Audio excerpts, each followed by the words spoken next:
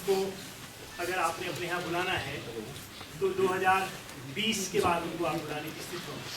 और लगभग यही स्थिति राव साहब, क्योंकि वो इतनी उनकी डिमांड है, इतने लोग उनको चाहते हैं अपने संस्थान में अपने विद्यार्थियों के बीच में बुलाने के लिए, इतने समाज और संस्कृति के केंद्र उनको बनाना चाहते हैं।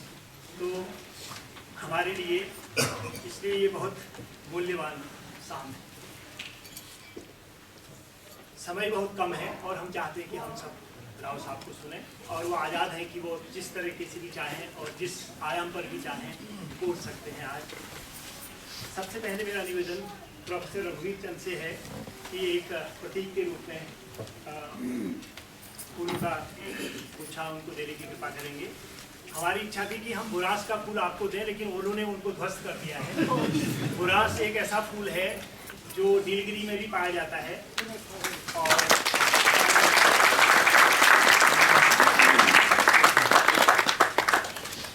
लेकिन फूलों से स्वागत पर्याप्त नहीं हो पाता है। हम एक बहुत ही विविधता भरा समाज है। प्रतीक के रूप में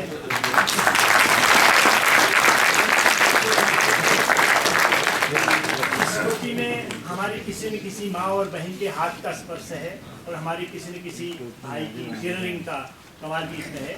और ये जो भी मुनस्यारी में बनी हुई है, जो पुराने ज़माने में तिब्बत के रास्ते का एक बहुत बड़ा पड़ाव होता था, आज हमारा एक तरीके से तहसील मुख्यालय है, और पंचचूली वहाँ से हमारे सामने मौजूद होता है, जिसे आप गंगोली आर्ट की निरंतर देखते हैं। मेरा निवेदन प्रोफेसर गंगा बिश्त से है, वहाँ की हमारी वरिष्ठ सदस्य हैं।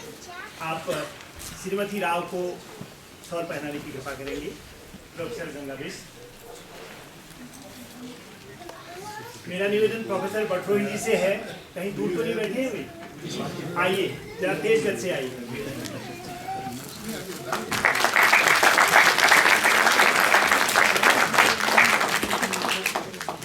मिसेस राव ने भी एक तरीके से हम पर कृपा की, क्योंकि ईमेल का जवाब प्रोफेसर राव नहीं देते हैं, उनको समय ही नहीं है। तो मिसेस राव ने बहुत कृपा की, और हमने अपनी उसमें भी गड़बड़ी की थी, ईमेल भेजने में भी तारीख बदल दी थी। मेरा निवेदन बटोही जी, जरा धीरज धरिए, मैंने अनाउंस नहीं किया अभी। मेरा निवेदन प्रोफेसर बटोही जी से है कि वो प्रोफेसर राव को सौर पहनाने की कृपा करेंगे। खुशी हुई आपके वर्षों बाद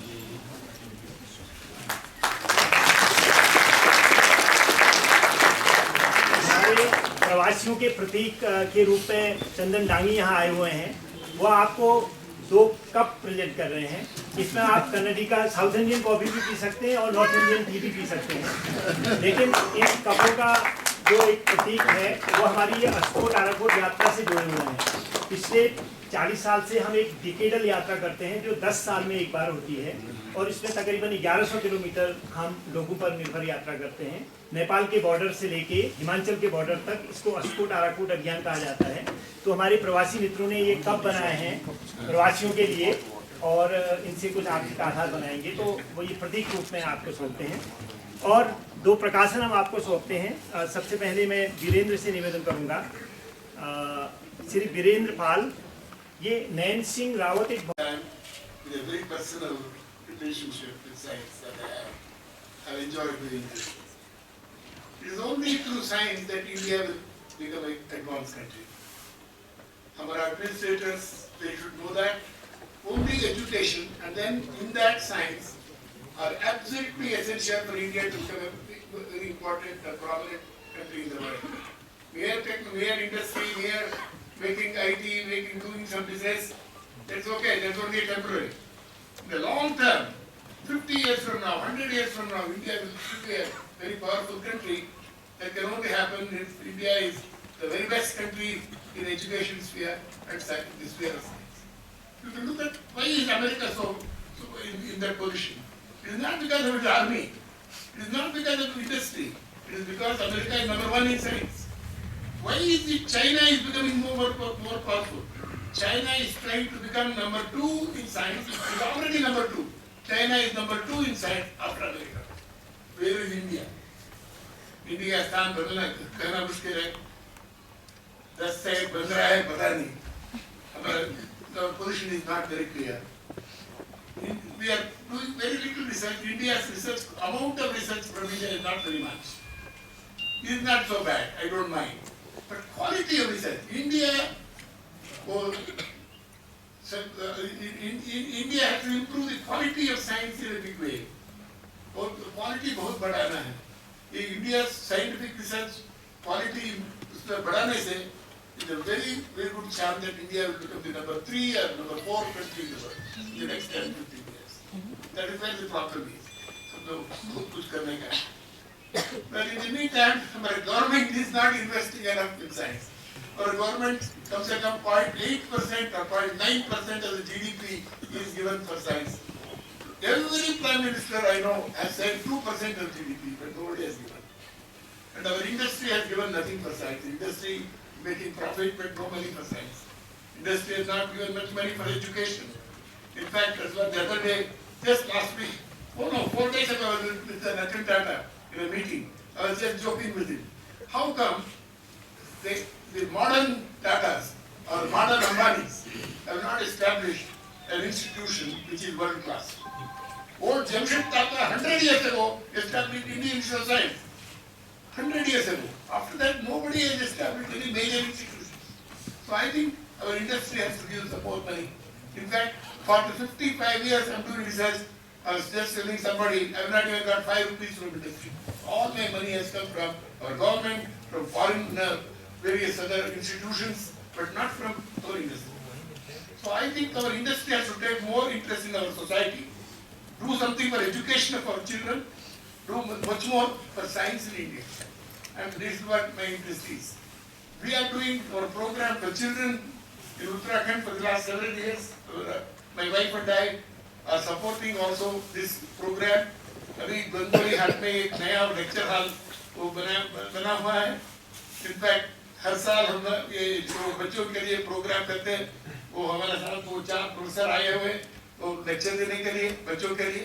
विज्ञान क्षेत्र में बहुत एक्सपर्ट है, बायोलॉजी में है, फिजिक्स में, थियरी में. तो हर साल एक करते हैं. और वो टीचर्स के लिए भी एक प्रोग्राम दे रहे हैं. टीचर्स सारा उत्तराखंड से सारा 100 टीचर्स आ रहा है, साइंस टीचर्स. तो इससे बहुत फायदा होता है. ऐसा हिंदुस्तान में सारा हिंदुस्तान में ऐसा आउटरीच प्रोग्राम करना चाहिए. हम तो करते रहते हैं, हम लोग तो करते हैं. हमारे गवर्नमेंट से इसके लिए बहुत सपोर्ट बहुत कम है. हम तो voluntary effort is going on in this way. Well, I feel that the future is with India. We're just now telling the press because India is a very young country. I hope you know that the average age of Karnataka is 28 years old now. 28 average age of Karnataka. More than 50% of Karnataka is below 25 years. India is the same thing. More than 60% is below 30 years. So India is the youngest country in the world. So this we have to capitalize. The future is with the young people, these young people here. The future is with India because there are more young people. We have to do something. In this, you see, there is no program. We have done nothing in India. In fact, I have just made a big recommendation to the present government because the new government will come very soon. And they wanted to do it, but they have not done it. To work out a detailed plan of how we will support our young children for the next 10 to 15 or 20 years. The reason is, और 10-15 साल में और 4-5 करोड़ बच्चों higher education के बच्चे आएंगे. So children, 4 crore additional children will come to higher education. How will you do that? You can't increase more schools, more colleges. Something you have to plan this properly. So their future has to be properly planned. So I think we have to do some detailed planning for our children, and it is through them that I think India will shine. How will India shine? One of the things I was telling the press a few minutes ago, the entire world is getting old. In fact, if you go to Japan, वहाँ बहुत universities ऐसा सोच रहा है university थोड़ा बंद कर देंगे. यूनिवर्सिटी का जरूरत ही नहीं है, स्टूडेंट्स नहीं है. In fact, there are lots of schools, school बंद हो रहा है, schools में बच्चों कोई नहीं है, पढ़ाने के लिए कोई नहीं आता. In fact, the same is happening in Sweden. I go to Sweden a lot. In fact, the average age of Sweden is 67 or 68. Average age in Japan is also above 65. So what is happening is there are no children. So अभी बेंगलुरु में एक नया office खोला है Japan ने कि हिंदुस्तान से बच्चों को वहाँ ले जाने के लिए, पढ़ाने के लिए. ये कमाल है. ये नया चमत्कार हो रहा है। हिंदुस्तान में एक्सपोर्ट हो रहा है बच्चों के लिए, बच्चों का एक्सपोर्ट तो स्कूल में वहाँ पढ़ाने के लिए। इनफैक्ट कोरिया ने भी ये नया ऑफिस खोला है बेंगलुरु में। तो हमारा young boys and girls from Korea, from Bangalore to go to research in Korea. ऐसा तो ऐसा सोच रहा हूँ। और 10-15 साल में दुनिया में सारा नर्सेस, टीचर्स, डॉक्टर्स, इंजीनियर सारा हिंदुस्तान से होगा। सो वो से नया वो कंट्रोल होता है। हिंदुस्तान सारा दुनिया कंट्रोल करता है। सारा all technical, most technical people will be Indian. Chinese, but Chinese भी वोट का एज बढ़ रहा है। बिकॉज वो वन चाइल्ड पॉलिसी ना, वन चाइल्ड पॉलिसी बहुत नुकसान हो गया। Very few young people there. So we have to do something for young people. Joke apart, see, right now, you may not know this, India's contribution to world science, so how much India is contributing. The best research in the world, if you take, the top class research. There's a way of telling what you mean by top class. Only best, just about 1% of that is from India. Only 1%. 64% is from America. China has almost become 8% or 7%. It was also 1% 10 years ago. China has become 7-8% now. So India has to produce at least 10% of the best research in the world in the next 10 years. That is my hope. And if that happens, I'll be very happy. In fact, when I was very young, I used to know Professor Raman, C.V. Raman, very well. One meeting he was telling me, he told me, Professor Rao, I feel very sad. He was 80 years old at that time, just my age, exactly. I am now 80 years old. He told me, Professor Rao, I feel very sad that India is not in the top in the world in science. He was telling me when he was 80. Now I am 80, I am feeling the same thing. I feel very bad, after 60 and odd years after freedom, India should be in a much higher position in education, science. Then India would be a really advanced country. Otherwise, India will always be backward. So I hope that we'll do something to be top class in everything. There's one other thing I want to tell young people. Whoever makes up his mind can do that thing. Although सब मन में है. In fact, I always joke. Hope people ask me, why you are 80 years old? Where is your energy? ऐसा आप तो कहते हैं भाई कबीर दास का वो है ना, मन में गंगा मन में काशी मन में ध्यान करो. ऐसे मन में शक्ति है, मन में बुद्धि, मन में सब है. So in fact, India should realize that. I think we should somehow have an attitude where we will do the best, not for quality. So what is the advice I can give young people is, don't give up. Whatever you want to do, don't give up. You see, I come from a very ordinary family, middle class family in Bangalore. But I decided to do science. I want to do the best, as good as the best in the world, not just India. India is not enough. The best in the world. You must be one of the top. Not only top, the very top in category in science. Simply, if you make up your mind, you will do that. Otherwise, if you say, I will be a big sultan right in Nainital, you will become a sultan in Nainital, that's all. But you will be a sultan in the entire world in science, not in anything else. Then, you will become. Only thing is, Indians don't make up their mind. Our young children in Bangalore, for example, they all want to make money. Oh, money has become a very big thing in India. Bangalore is full of these very young people, a lot of money-making things. The bank, in fact, I have so many students from all over India come to want to work with me. Not one person has from Bangalore has come. Not even one. The last 20 years, because they are all busy making money. This money is a terrible thing. In fact, that is what has happened in Bangalore is there are more suicides, more murders. Young people are in a very bad shape. Their mental state is not very good. In fact, that's why I think money making also destroys the mind a lot. I think it's better to do some real studying. Science is very good that way. Look at me at science at 80 and as young as you are. So you can do that. So don't ever give up. Young people should decide to take up science or take up higher learning, whatever they want to do, they must do the very best, become famous, and that is how it should be. And I think India has a future only with our young people doing that. Lastly, I would like to thank all of you, and thank first of all, I'm very glad that our country decided to give Bharat Ratna. I must thank them. But in fact, our president told me, I'm very sorry, it should have been given to you 10 years earlier. Then as our prime minister also said the same thing. It doesn't matter. Anyway, as long as they give it, I'm grateful. If they didn't give it, I wouldn't mind. What was it? It is not in my hands, you know. Whenever you cannot worry about gifts like that. If they give it, well and good. If they don't give it, I'll manage without it. But one thing is, there is a thing about science. You develop an attitude where reward is just not what you are doing for. You are not working all the time for a reward.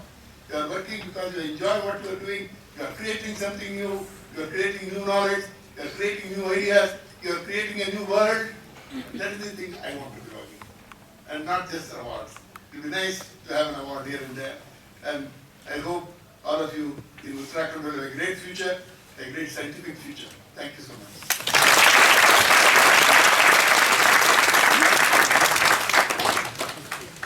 May I ask a question to the... I will request you.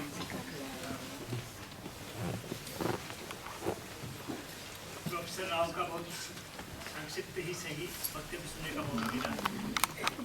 Science के purpose से हम लोग कितना इसको develop कर सकते उत्तराखंड से बहुत बढ़िया वो स्टूडेंट्स आए हैं हमारे साथ बहुत लोग काम किया है PhD के लिए ऐसे इसे और बहुत बढ़ाने की ज़रूरत है और बच्चों के लिए बहुत उसका अवसर नहीं मिल रहा है तो अच्छा साइंस पढ़ाने के लिए वो तो उसका पूरा इंतज़ाम करना है अच्छा स्कूल खोलना है उसके वजह से या ऐसा प्रोग्राम से उसका उत्साह आ जाता है उसका प्रोत्साहन मिलता है इसी का वास्ते वो ये प्रोग्राम हाँ बोलिए कौन से ऐसे फील्ड लगते हैं उत्तराखंड में आपको उत्तराखंड में जियोलॉजी में बहुत हमारा मालवीय साहब ने बहुत काम किया है और बहुत लोग जियोलॉजी में बहुत अच्छा काम किया है और बायोलॉजी में भी बहुत काम किया है वो 10-15 साल का पहले वो भौत शास्त्र फिजिक्स में भी अच्छा काम चलता था ये कुमाऊं यूनिवर्सिटी में बहुत पुरानी बात है आजकल वो अच्छा काम करने के लिए विज्ञान में बहुत बढ़िया फैसिलिटीज़ का ज़रूरत होता है ये फैसिलिटीज़ क्या हो रही है हमारा यूनिवर्सिटीज़ में उत्तराखंड में बहुत कम है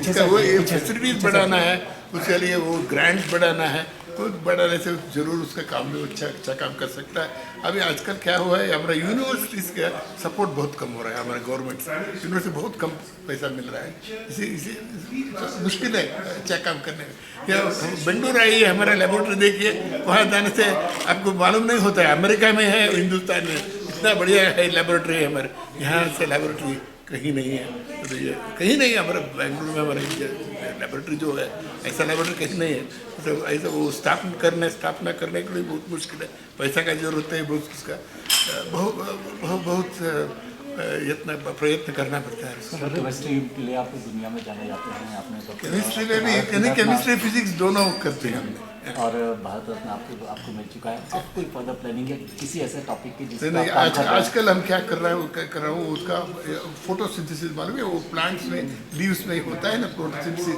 वो सूरज रश्मि से वो पानी को वो डिकम्पोज करके हाइड्रोजन ऑक्सीजन करते आता है इसमें ऑक्सीजन बाहर आता है ना आम्लजनक हम तो पीते हैं आम्लजनक वो प्लांट सब वो बीव्स में करते हैं वो तो लेबोरेटरी में आर्टिफिशियल फोटोसिंथेसिस में बहुत काम कर रहा हूँ बहुत बढ़िया रिजल्ट आ रहा है ये आर्टिफिशियल फोटोसिंथेसिस से सूरज रश्मि से हम हाइड्रोजन जलजनक का तैयार कर रहे हैं इन्हें जलजनक है ना जो हाइड्रोजन को जलजनक कहते हैं तो जलजनक से बहुत फायदा है ये तो फ्यूल है ये मैं ऐसा सोच रहा हूँ और 5 साल में वो थोड़ा पेट्रोल छोड़ के जलजनक से हमारा वो लारी कार प्लेन सब चले अभी मुश्किल है जलजनक तैयार करने में बहुत मुश्किल है तो इसका इलेक्ट्रिसिटी ज़रूरत होता है ये इलेक्ट्रिसिटी बिना कैसा तैयार करेंगे तो ये बड़ा प्रॉब्लम है इसी का वास्ते ये प्लांट्स में क्या हो रहा है तो ऐसा वो आर्टिफिशियल फोटोसिंथेसिस से जलजनक तैयार करने से बहुत फायदा है सर एक चीज़ जानना चाह रहे थे पिछली जो साइंस कांग्रेस हुई थी हैदराबाद में तो PM ने भी बड़ी चिंता करता है पूरे नेशनल सिनेरियो में अभी साइंस की पोजीशन क्या है? क्या ऐसा है भाई, देखिए हमको जीडीपी पता है ना आपको, जीडीपी साइंस के लिए एक 1% से कम मिल रहा है। हमारा वो योजना ऐसा है कम से कम 2% तो जरूर विज्ञान क्षेत्र के लिए देना है और विद्या क्षेत्र के लिए 6% देना है। 6% नहीं मिल रहा है विद्या क्षेत्र में, सिर्फ 2% मिल रहा है। इसी का वास्ते हमारा वो प्राइमरी स्कूल विद्या देके, वो मिडिल स्कूल देके, हाई स्कूल देके, यूनिवर्सिटी देके, सबको इतना कम पैसा मिल रहा है उसको, इसका फैसिलिटी इतना कम हो रहा है, उतना बढ़ाने के लिए बहुत पैसे की जरूरत है।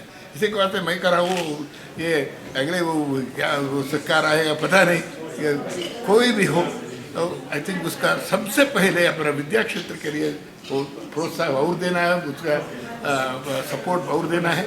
इसमें विज्ञान क्षेत्र भी थोड़ा बढ़ाना है। विज्ञान क्षेत्र सिर्फ गवर्नमेंट से नहीं होता है, इंडस्ट्री से भी पैसा आना है। हमारा इंडस्ट्री एकदम कुछ नहीं देता है। देखिए हमने 55 साल से काम कर रहा हूँ, 55 साल से प्रोफेसर का काम कर रहा हूँ, 5 रुपया नहीं मिला मुझे इंडस्ट्री से, सारा पैसा गवर्नमेंट से मिल रहा है। ये अच्छा नहीं।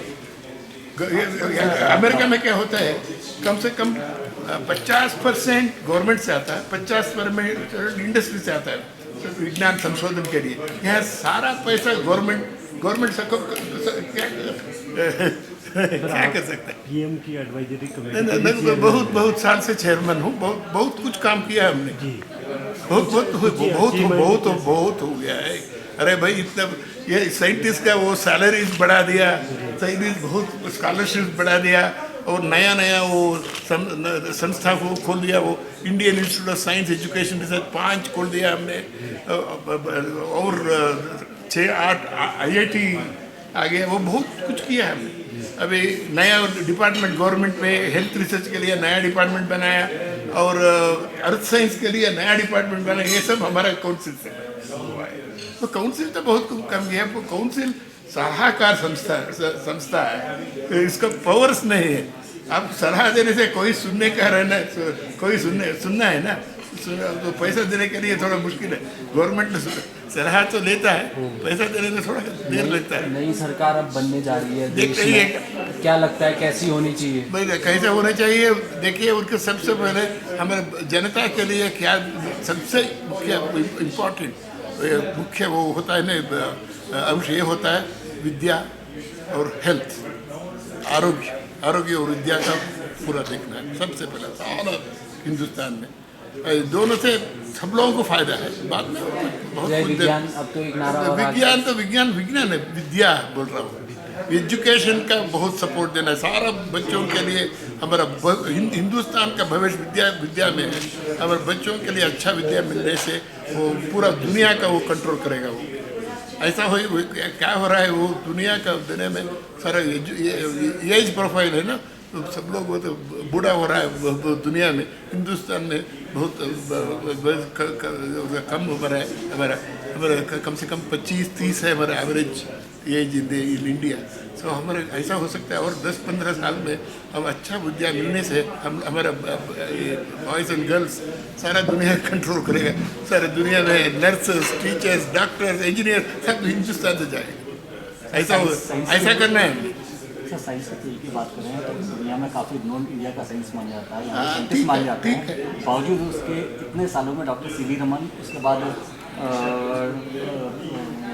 फॉर्मर प्रेसिडेंट हमारे, उसके बाद सर्वन, केवल 3 ही साइंटिस्ट को। अरे भाई लेबोरेटरी में काम करने वाला दूसरा है, तो कलाम साहब तो लेबोरेटरी में काम नहीं किया है।